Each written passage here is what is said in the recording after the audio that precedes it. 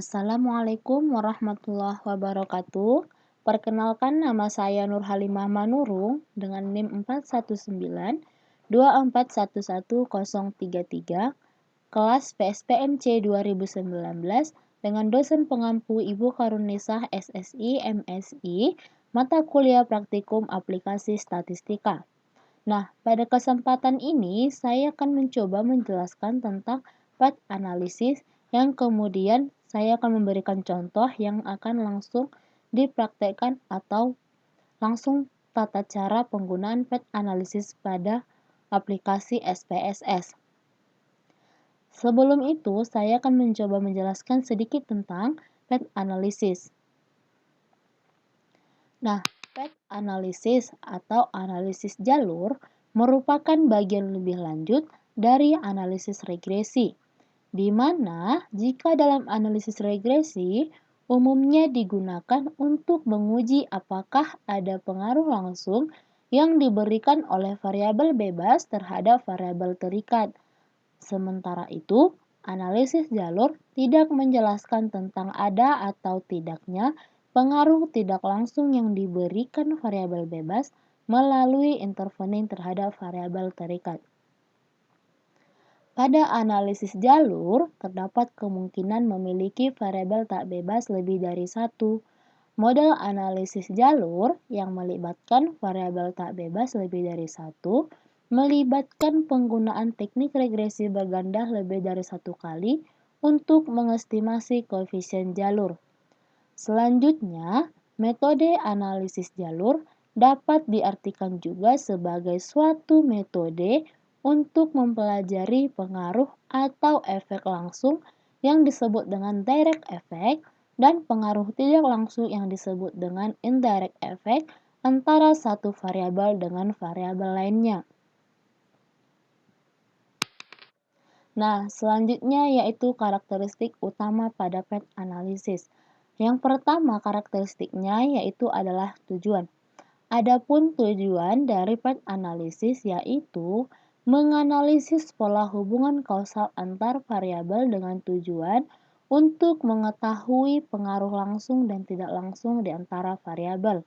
Selanjutnya, variabel pada path analysis. Ada dua jenis variabel pada path analysis, yaitu variabel penyebab yang disebut dengan variabel eksogen dan variabel akibat yang disebut dengan variabel endogen. Nah, selanjutnya masalah penelitian pada path analysis.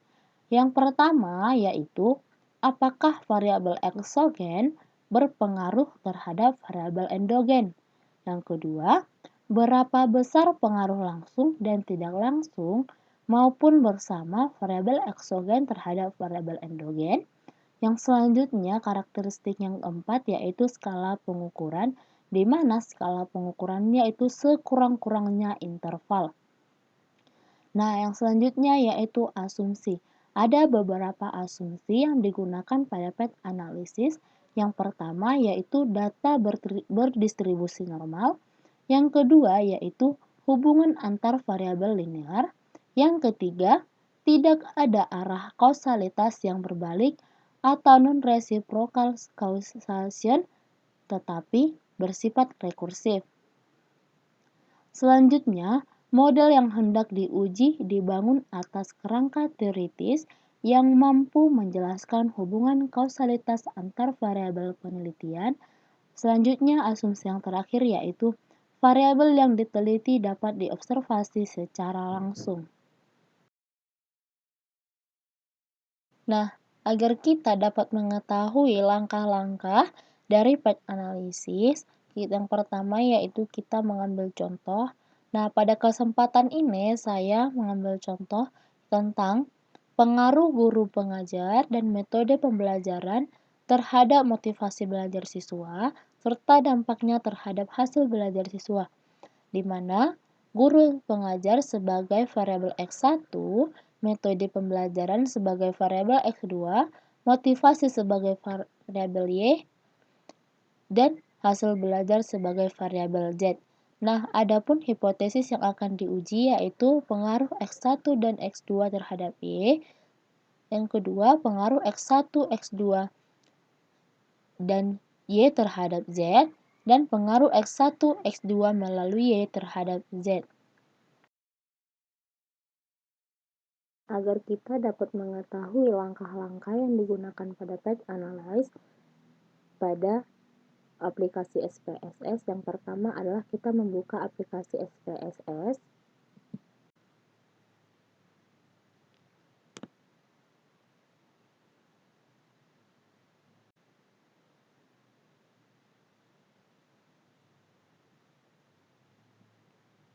Setelah aplikasi SPSS terbuka, kemudian kita mengklik variable view. Nah, selanjutnya kita mengisi variabel-variabel yang kita gunakan berdasarkan contoh yang kita ambil sebelumnya. Nah, yang pertama variabelnya yaitu X1. Selanjutnya variabel yang kedua yaitu X2.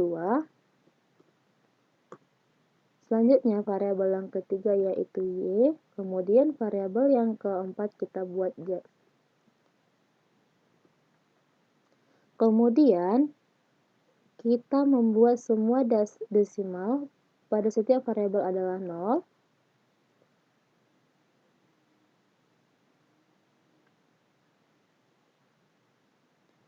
Selanjutnya kita mengisi label dari setiap variabel, di mana variabel yang pertama kita beri label adalah guru pengajar.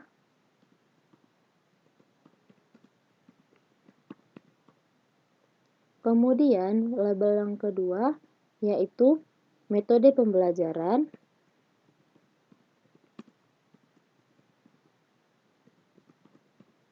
Kemudian label pada variabel yang ketiga yaitu motivasi belajar.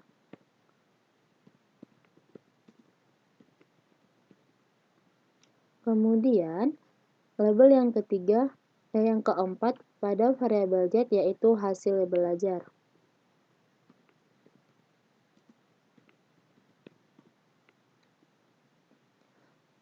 Kemudian kita mengisi eling pada setiap variabel, di mana di sini saya memilihnya adalah center.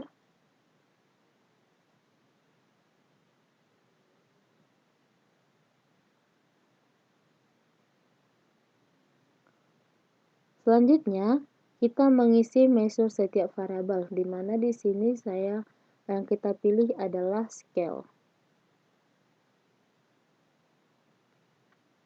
Setelah selesai mengisi setiap variabel, yaitu selanjutnya kita mengklik data view. Nah, pada data view ini kita mengisi data-data yang kita gunakan pada uji path ini. Nah, di sini saya sudah menyediakannya dalam Word. Nah, di sini kita sekaligus mengcopy data yang telah kita sediakan sebelumnya. Kita copy. Kemudian kita pastekan pada data view. Nah, setelah semua data terisi, kemudian kita mengklik Analyze, kemudian Regression, selanjutnya kita klik Linear. Nah, setelah muncul tampilan seperti ini, kita membuat atau kita mengklik variabel X1, kemudian kita pindahkan atau kita masukkan pada independen. Variabel yang kedua, kita pindahkan juga atau kita masukkan ke independen, dan variabel Y kita masukkan ke dependen. Nah, setelah selesai, kita mengklik OK. Nah, setelah kita klik OK, maka akan muncul tampilan output pada model pertama Path Analyze. Nah, ini berikut adalah tampilan outputnya. Nah, selanjutnya adalah untuk Path Analyze model kedua, kita kembali pada data view pada SPSS. Selanjutnya kita mengklik Analyze, kemudian kita pilih Regression, kemudian kita mengklik Linear. Nah, sebelumnya di dependen ini yang kita gunakan adalah motivasi belajar atau Y.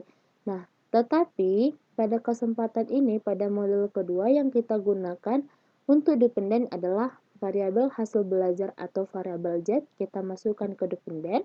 Dan variabel motivasi belajar ini kita pindahkan ke atau kita masukkan ke independen. Kemudian setelah selesai, kita mengklik OK. Nah, selanjutnya akan muncul tampilan output pada model kedua Path Analyze.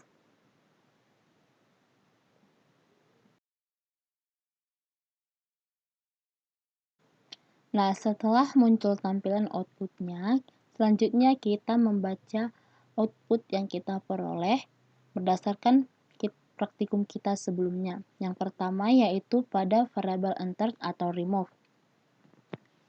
Nah, berdasarkan tabel entered atau remove-nya, yaitu menunjukkan bahwa metode yang digunakan dalam kasus pengujian tersebut diketahui bahwa tidak ada variabel yang dikeluarkan atau remove. Kemudian pada tabel model summary. Nah, berdasarkan tabel model summary ini diketahui bahwa besarnya nilai R adalah sebesar 0,938, kemudian nilai R square-nya atau R kuadratnya adalah 0,880, di mana hal ini menunjukkan bahwa kontribusi atau sumbangsi variabel X1 dan X2 terhadap Y adalah sebesar 88%. Nah, sementara itu sisanya adalah 22%, di mana yang 22% itu merupakan kontribusi atau sumbangsi dari variabel-variabel lain yang tidak diteliti. Nah, sementara itu nilai E yang diperoleh dengan cara E1 sama dengan akar dari 1 dikurang 0,880 sama dengan 0,220. Nah, selanjutnya yaitu pada tabel ANOVA. Nah, berdasarkan tabel ANOVA ini, diperoleh bahwa nilai F hitung sebesar 44,191. Nah, sementara untuk nilai signifikansinya adalah 0,000, yang berarti 0,00 itu lebih kecil dari 0,05, maka dapat kita simpulkan bahwa memang ada pengaruh kontribusi dan sumbangsi variabel X1, X2 terhadap Y, yang artinya terdapat pengaruh guru pengajar dan metode pembelajaran terhadap motivasi belajar siswa, di mana selain itu nilai perbandingan nilai signifikansi juga mengisyaratkan bahwa model regresi yang dibuat adalah signifikan. Nah, selanjutnya yaitu pada tabel koefisien. Nah, berdasarkan tabel koefisien ini diketahui bahwa nilai signifikansi dari kedua variabel tersebut. Nah, yang pertama adalah variabel guru pengajar atau X1, di mana nilai signifikansinya sama dengan 0,039. Kemudian nilai variabel dari X2 adalah 0,088. Di mana nilai signifikansi dari X1 ini lebih kecil dari 0,05, di mana mengisyaratkan bahwa variabel X1 berpengaruh secara signifikan terhadap Y, dan variabel X2 ini 0,088 menunjukkan bahwa lebih besar dari 0,05. Nah, di mana mengisyaratkan bahwa variabel X2 tidak berpengaruh secara signifikan terhadap Y.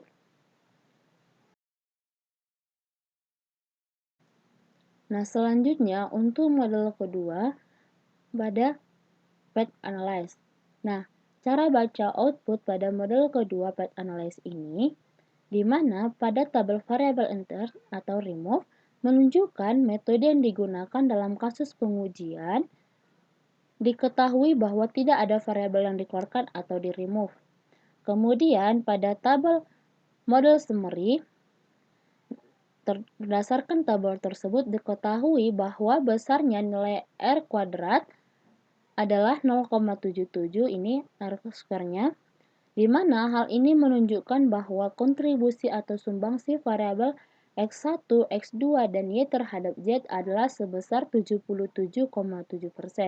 Nah, sementara itu sisanya adalah 22,3%, yang merupakan kontribusi atau sumbangsi dari variabel-variabel lain yang tidak diteliti.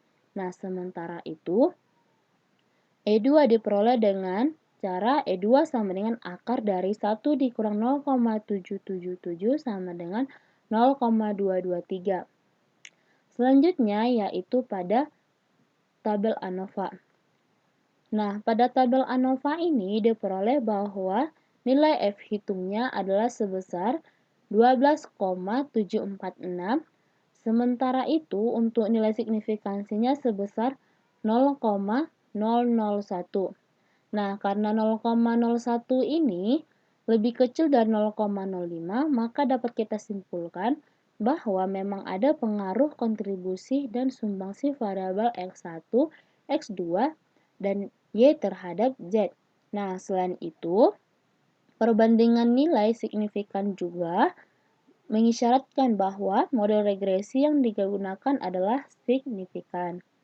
Nah, selanjutnya yaitu pada tabel koefisien. Nah, berdasarkan tabel koefisien ini, diketahui bahwa nilai signifikan dari ketiga variabel tersebut yaitu X1 adalah signifikansinya X1 ini adalah 0,353. Kemudian nilai signifikansi pada metode pembelajaran atau X2 adalah 0,450. Kemudian nilai signifikansi dari motivasi belajar atau Y adalah 0,085. Nah, di mana nilai signifikansi ketiga variabel ini yaitu lebih besar dari 0,05, di mana jika nilai signifikansinya lebih besar dari 0,05 berarti mengisyaratkan bahwa variabel X1, X2, X3 ini tidak berpengaruh secara signifikan terhadap Z. Nah, selanjutnya yaitu tahap uji hipotesis dan pembulatan kesimpulan. Yang pertama adalah model pertama pada PET analisis. Nah, analisis pengaruh X1 terhadap Y. Nah, berdasarkan nilai signifikansi X1-nya pada model pertama ini adalah 0,039. Nah, di mana 0,039 ini lebih kecil dari 0,05 sehingga dapat kita simpulkan bahwa secara langsung terdapat pengaruh yang signifikan antara X1 terhadap Y. Selanjutnya, analisis pengaruh X2 terhadap Y. Nah, berdasarkan tabel koefisien ini, diperoleh bahwa nilai signifikan X2 adalah 0,088 yang berarti nilai signifikan X2 ini lebih besar dari 0,05. Sehingga dapat kita simpulkan bahwa secara langsung tidak terdapat pengaruh yang signifikan antara X2 terhadap variabel Y. Nah, selanjutnya tahap uji hipotesis pada model kedua. Nah, yang pertama yaitu analisis pengaruh X1 terhadap Z.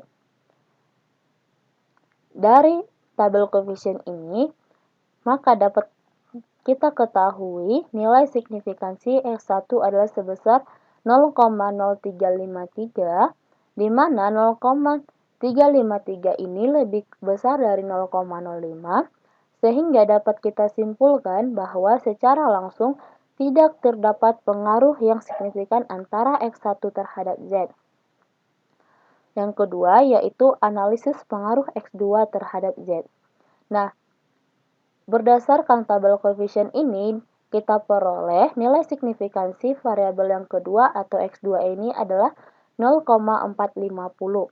Nah, yang berarti 0,450 ini lebih besar dari 0,5, maka dapat kita simpulkan bahwa secara langsung tidak terdapat pengaruh yang signifikan antara X2 dan Z.